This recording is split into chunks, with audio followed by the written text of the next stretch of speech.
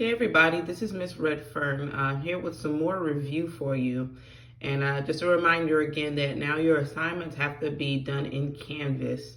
And so please make sure you're logging into Canvas, and I'll show you where I'm putting your assignments. This review is going to be about protein synthesis. And so the goal of protein synthesis is to use the code from DNA to make proteins, right? But there's an issue here. DNA can't leave the nucleus, so it needs a messenger. And so that's where mRNA will come in. Now, a protein, remember that a protein is like a chain of amino acids that's shaped into a 3D configuration.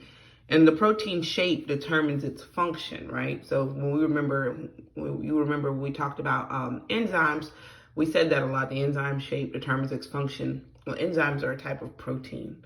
And so proteins, their 3D shape or 3D configuration will determine what they do. And so, like we just said before, DNA can't leave the nucleus, so it needs a messenger, and that messenger is going to be mRNA.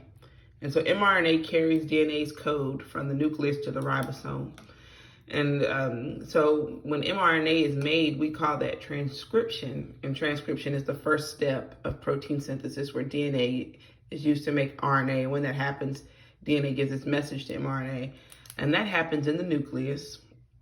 And then the second step is translation. And the easier way to remember which one comes first or last is that translation always happens later. So translate later.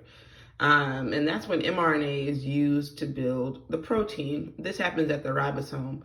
And so that's why when we were talking about organelles or structures in the cell, we said like ribosomes are like where proteins are made. And so the first step happens in the nucleus, but the last step where the actual protein is built happens in the ribosome.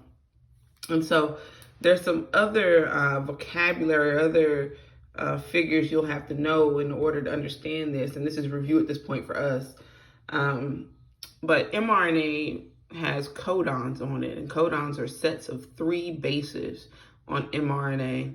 And then tRNA has these anticodons, and here you can see an anticodon that I drew out. And an anticodon is a set of 3 bases on tRNA. And so they'll link, codon and anticodon will link at the ribosome. And when that happens, the amino acid that tRNA is carrying, or transfer RNA is carrying, will be released, right? And it's that sequence of DNA, which determines the sequence of mRNA, which will determine the sequence of amino acids that are released. And so the work that I'm actually going to ask you to do is the on paper transcribing and translating. So remember, with transcribing, you're going to go from DNA to RNA. So I'm going to give you a strand of DNA in the activity, and you're going to turn it into RNA. Remember, RNA has U's in it, DNA has T's in it. And then you're going to use that mRNA that you got from this step, and you're going to get a codon chart. And remember, you'll read it in sets of 3s, codons in sets of 3s, to get the amino acid names, the chain of amino acids, right?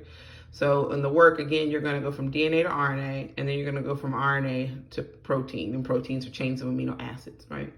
So let me show you where your assignment is in Canvas. I already have it pulled up for you.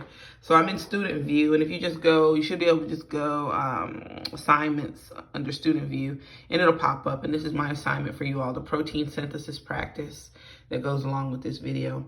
If you have any questions, you can email me, you can leave me a message in Canvas. If you have my phone number, feel free to give me a phone call, and I will chat with you all soon. Bye-bye.